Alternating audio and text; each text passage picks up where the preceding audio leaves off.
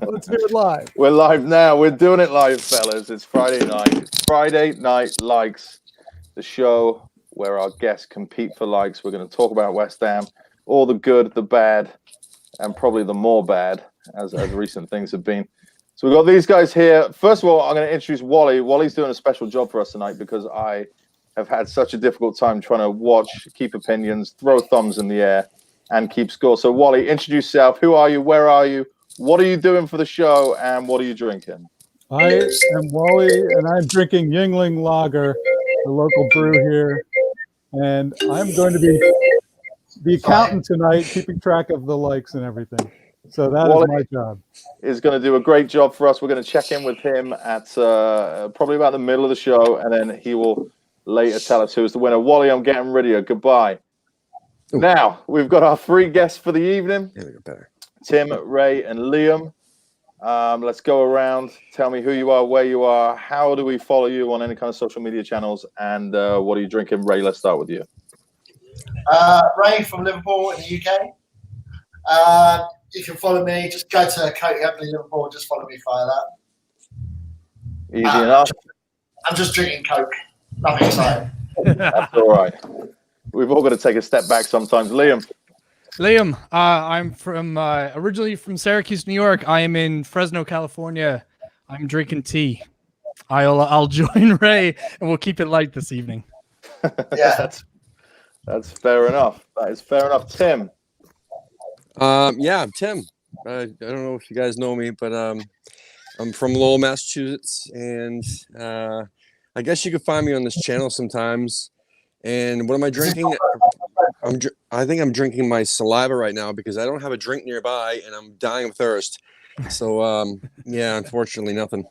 Tim obviously is a long-time listener, first-time caller, so thank you. Tim. Listen, guys, we're going to get right into it. Like I told everybody before, everybody competes on likes. I got this thumb that will signify a like. Wally, who is in the back of the chat room, he's going to be looking after all the people in the chat room and also keeping score with the likes. So he's the best. With that, let's get this underway. The big talking point coming out of really the last few weeks is just the recent run of form that we've had. It's been a lot of grumblings around the club, and surprisingly, at least to me, there's been rumblings around Mario Huselos and his future at the club. So I want to ask you guys, is this a sign of a more vocal board going forward? Are they returning to their old ways? And what does that mean? Liam, let's start with you.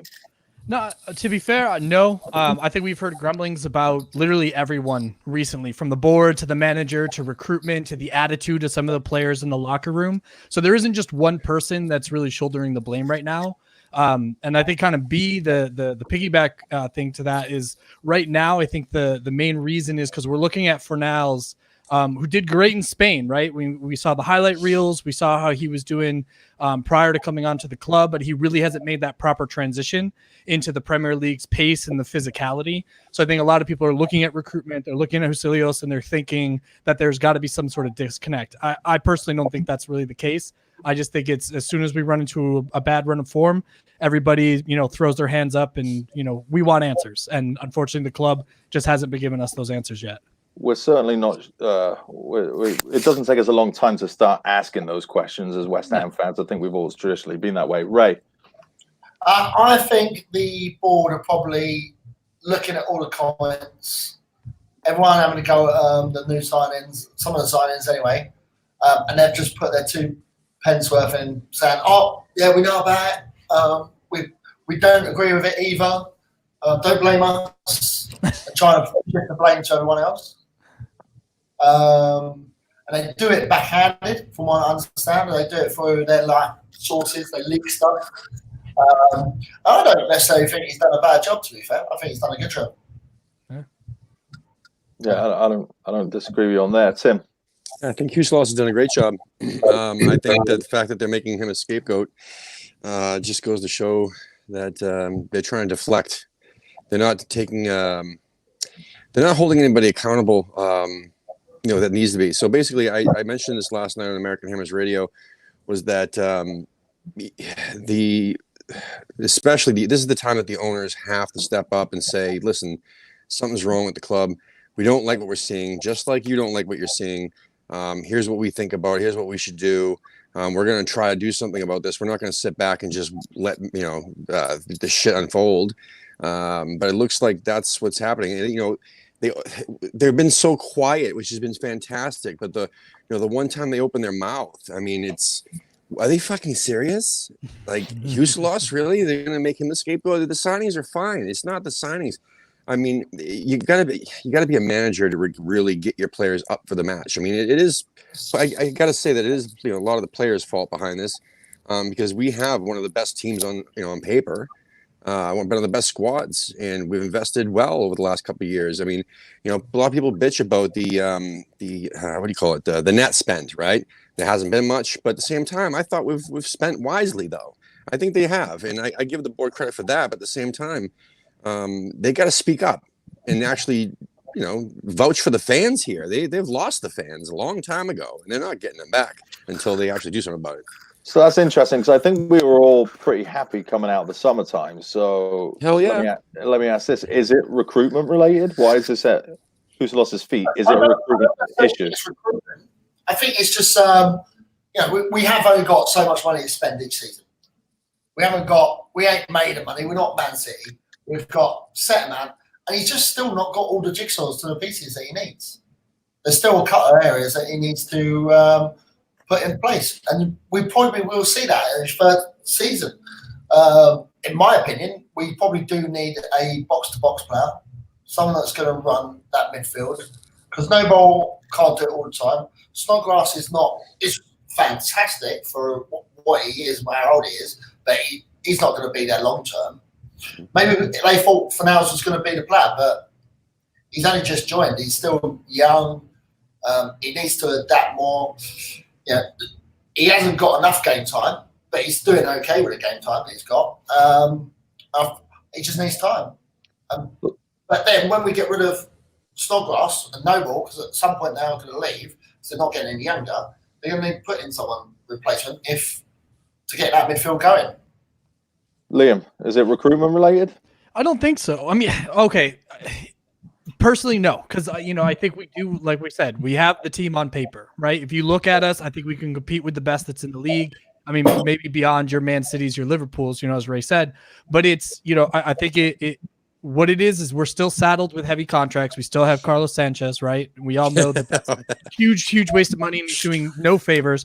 I hate to say it, but Jack Wilshere was a huge misfire. I mean, we knew he was injury prone. We brought him in to try to strengthen the central midfielder, and he has it's not job done. And the times that he has actually made the team, whether it was the starting 11 or at least the game day 18, he hasn't performed. He hasn't brought to the table what we expected for him to bring. I mean, for fuck's sake, we're still relying on Mark Noble to command an entire midfield, and then we throw him under the bus as soon as he gets yanked off in the 70th minute, right? And we're going, oh, well, he's tired. Why the fuck do you think he's tired? He's covering 4 positions at once. Jesus H. And then it frustrates the shit out of me because I love Declan Rice, but he has a bad game, and we all come to his defense like, oh, Declan, no, he's still learning. He's young. But Mark makes one bad pass, and we all shit on him. Yeah. But Declan threw the ball away like 7 times last weekend. But we all make excuses because he's young. He's still learning.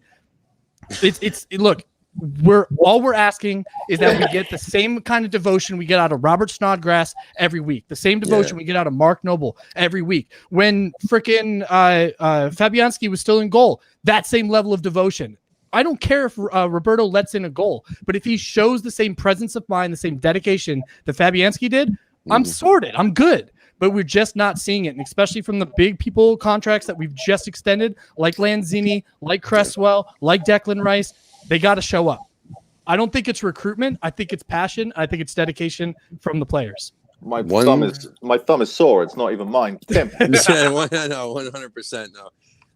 Liam nailed it 100%. It's there's no soul, there's no passion, there's no nothing. I mean, the players have one job, and that's to play the game, man. They get out there and they got to play. And the fact that people, even supporters or critics or what do you call it? The media, they're saying that there's they're not up for it. Well, that's a fucking problem, dude. I mean, they should be up for it every match. That's what they get paid to do. They get paid nasty money, like really sick money, man, to play the game.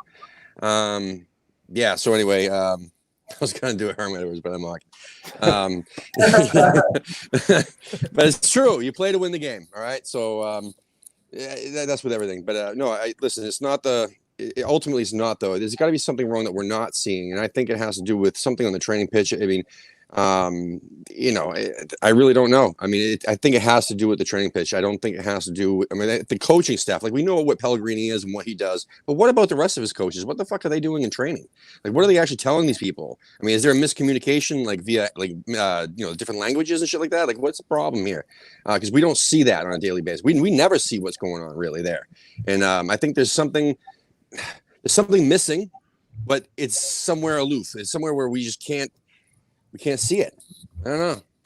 There's no other explanation, really. There's no fucking A. I give up. This question definitely led us down a path I wasn't necessarily expecting to get to, but I don't think it's a recruitment issue either. No, it can't be. We were all so excited in the summer. I think Fabianski is a huge loss no matter what team in the Premier League you are. Yeah. Roberto is shit. He's shit.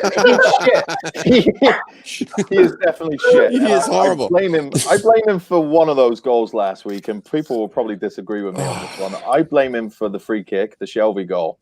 Yeah. He had enough of a hand to actually palm that away. I don't blame him for the one for running out and being hesitant on that ball, because there were 3 unmarked players. Any one of them, that ball would have dropped to the feet. There was nobody coming, no help for him. What do you do in that situation?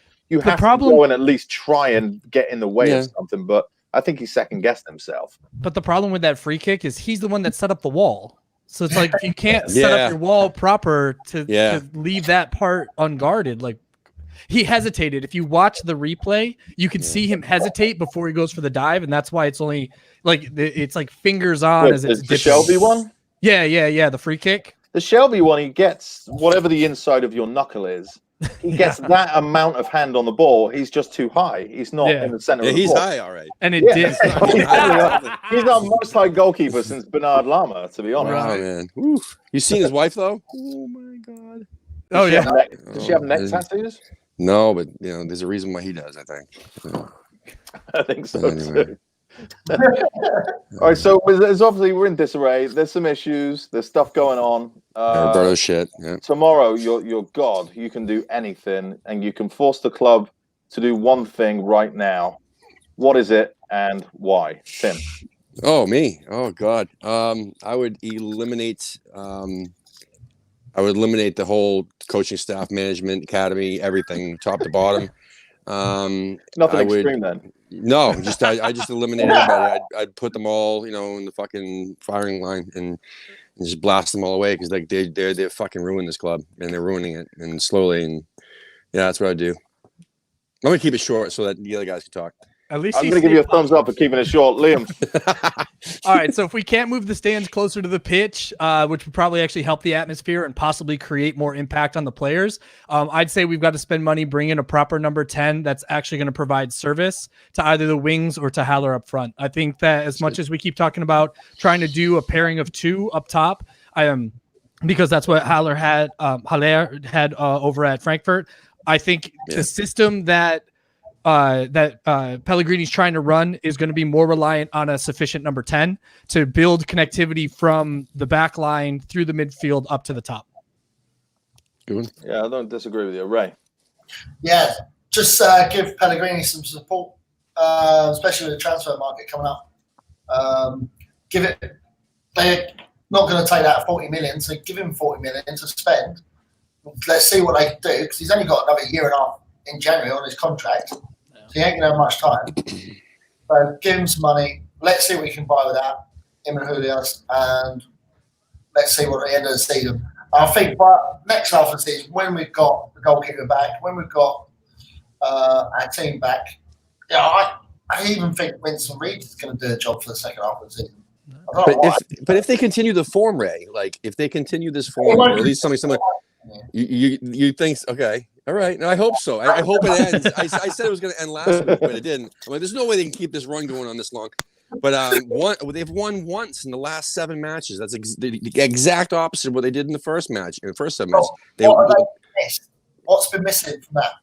The goalkeeper, really, mainly.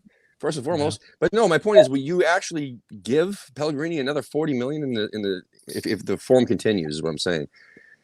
I can't To make see the mess even deeper. I can't see it carrying on. Okay, good. I'm with you. I hope so. Just sake of argument. That's all, Ray. I love you, man. It's an interesting dilemma, Tim. It's an interesting dilemma because especially if you listen to some of the people online that are saying, you know, he's going to run down his contract and nobody wants him there anymore, and this is why the board are being more vocal. Can't say any of that.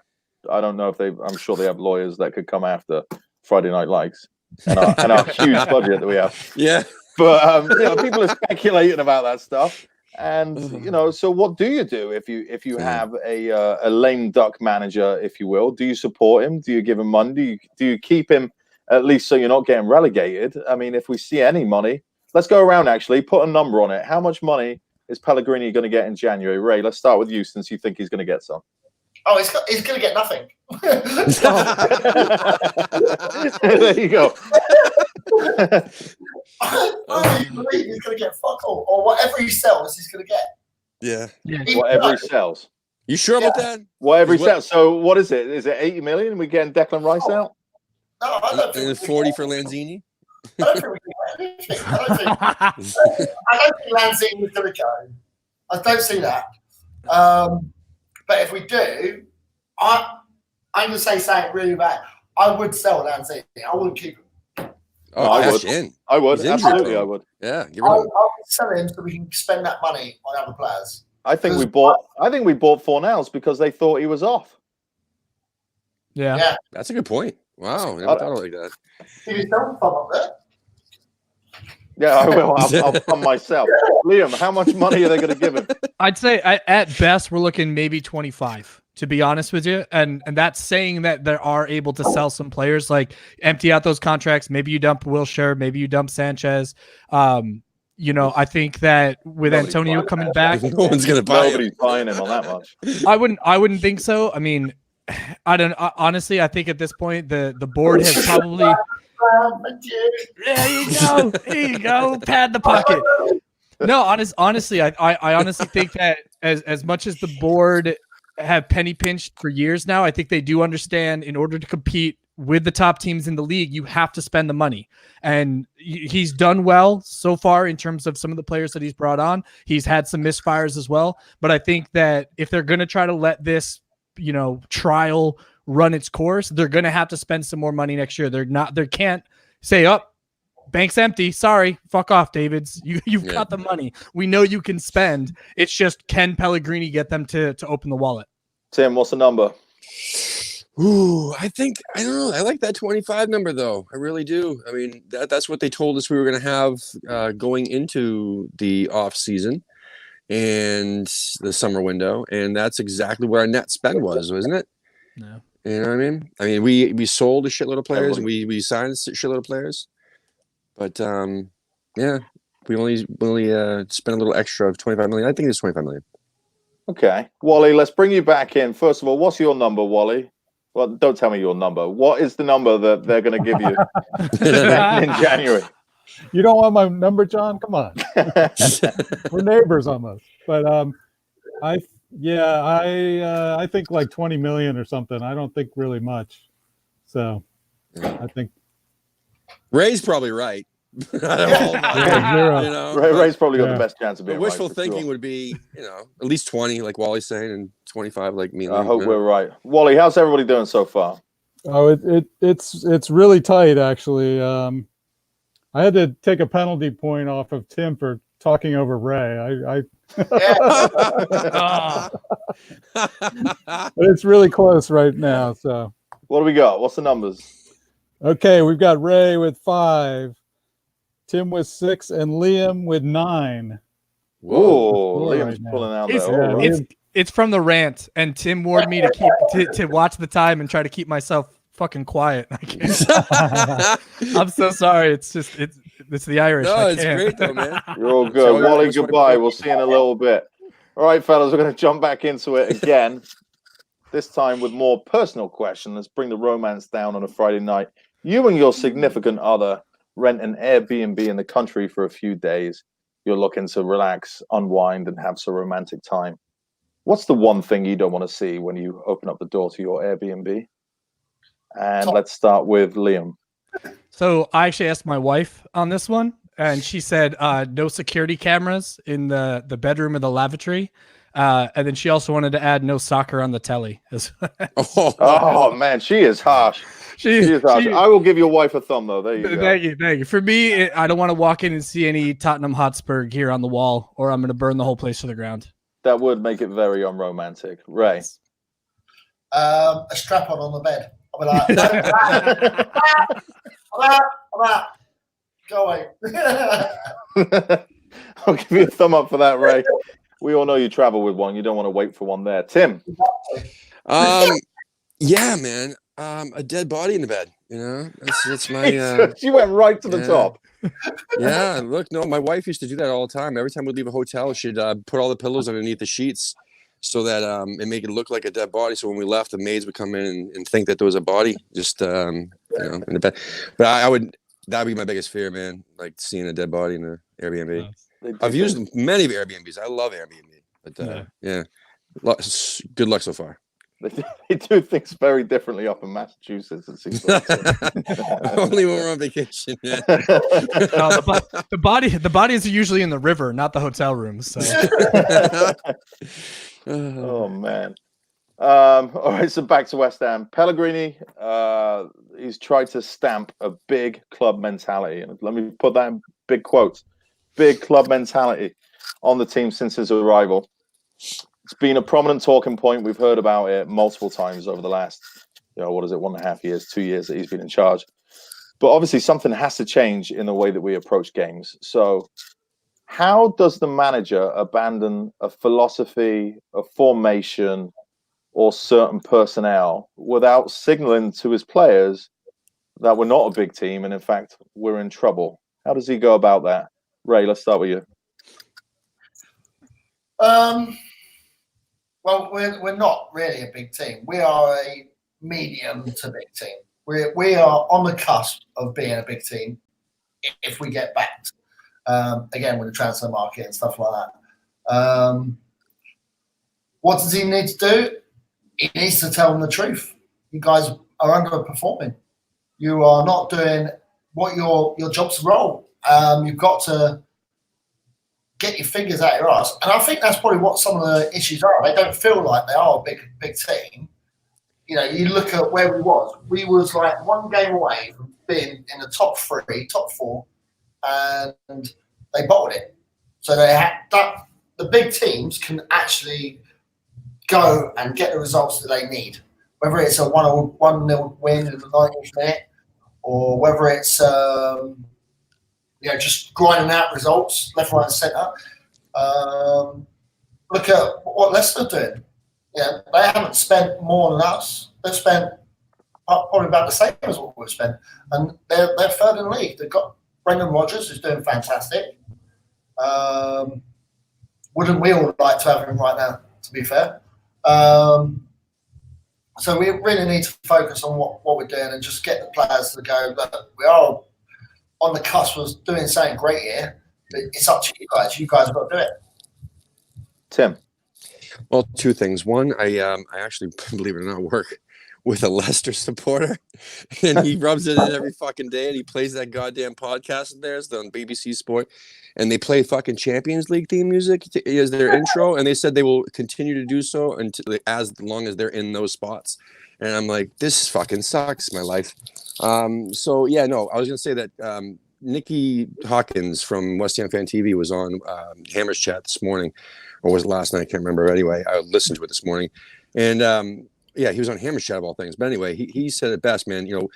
We probably never should have left, Upton Park, obviously, because we're not like an elite club, and we did not have the finances to compete with the elite clubs, to do what Ray was saying and actually perform at that high level and just knock out everybody and be a top dog every single match, like thinking that we're going to just destroy everybody, because we just don't have the finances. And it was just a big fucking lie, really. We could have stayed there and do what Leicester City's doing, because he did say that, using Leicester City as an example, they have about the same size stadium as what Upton Park was.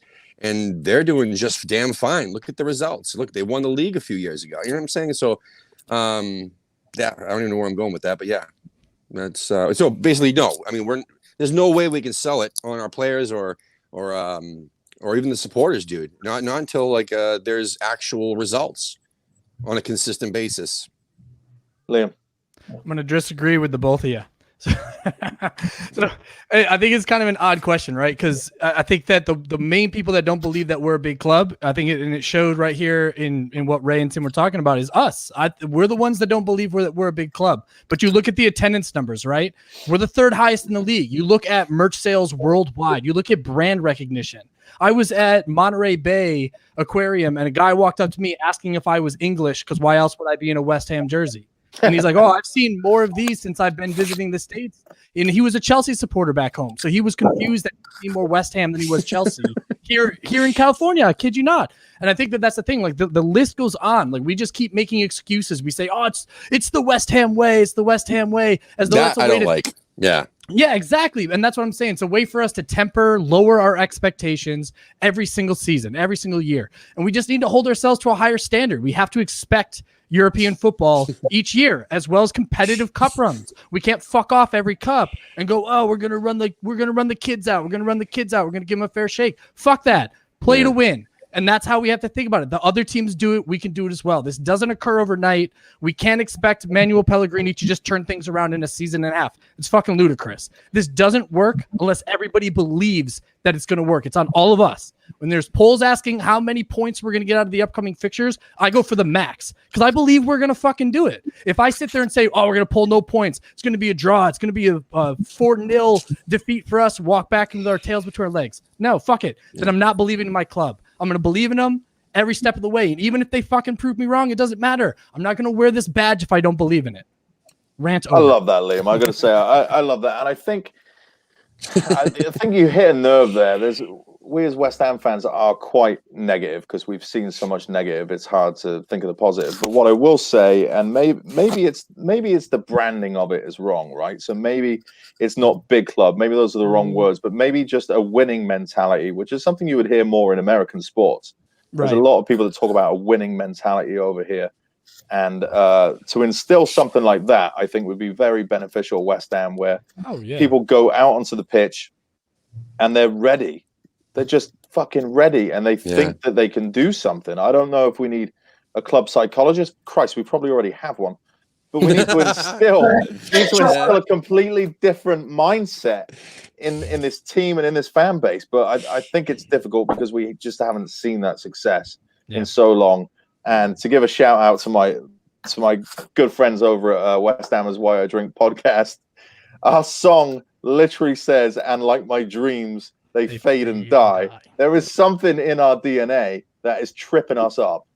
I don't know why, but it's in our DNA, and we need to change that. And I don't know how we do it. I don't know who can do it.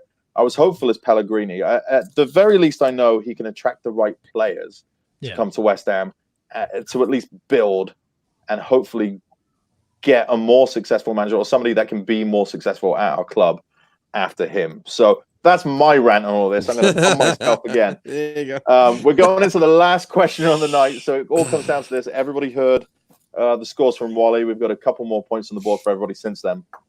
So instead of talking about a win mentality, let's talk about West Ham as a shit show. At times, and it's not really a time, always, our club is a comedy of errors. In your opinion, what is the most West Ham thing to ever happen? Liam, I'm going to start with you. All right, so I'd say that since we had Golden Sullivan take over, we've had terrible striker woes. So the majority of the strikers that we sign have not hit the net more than 3 times during their time with us. I think it was something like before Arnautovic and Chicharito, it was like 20 of the last 32 strikers that we had signed had not found the back of the net. So I call out two big ones. Pardon me. Robbie Keane was a huge failure. Didn't help us keep us from falling down at the end of 2010. And then Shawnee Maguire was somebody that another Irishman that we pulled that he only made the game day 18 once, never saw a minute, so no goals, and then went on to play for Cork City in Ireland and became their leading goal scorer. Are you kidding me? He can't do it in a West Ham shirt, and he wasn't even really given the chance, but then goes on to do it. Now he plays for Preston North End. But it's you look at the like even Allardyce, that recent comment that came out that he was talking about Jamie Vardy, how that he had an opportunity to sign him for like fucking $1 million, and passed on it. Talked to the board, and they're like, "Oh, well, can he do it?" And Sam's like, "No, I don't think so. No, I guess we'll pass." And fucking look where he's at now. So I'd say the most West Ham thing is strikers. We fuck off with every striker. I will give you. I'll give you Robbie Keane. I've already forgotten the second person that you said. I'm not giving you that one. Johnny Maguire. And that's probably the only time Allardyce has passed on $1 million deal. That's what got him sacked from England. Tim. Oh God. Yeah. Let's see. The most West Ham thing. So I didn't actually read your questions because I was, just copy and paste. This isn't scripted, Tim. I don't send the questions ahead. I don't know what you're talking about. Oh yeah, that's right. Shit. Well, that's the most West Ham thing is me just blowing the whistle on that. Let's see here. Since my time, I would say fucking moving. I don't know. Moving. Get the fuck out of you moving our home, fucking shysters fucking take our shit and pack up and promise all this bullshit and get our hopes up, and once we move into the new stadium they crush them. Our dreams fade and die, man. There you go. Ray. So for me it's going to be the march. So all this thing about the march was going to happen. Yeah, we're all going to go to the march. We're all going to do it. And then 10 people turned up because they were like, "Oh, we're not marching now. We can't be asked." We rallied everyone up to get all our own way so we can go to the board and tell them we want them out.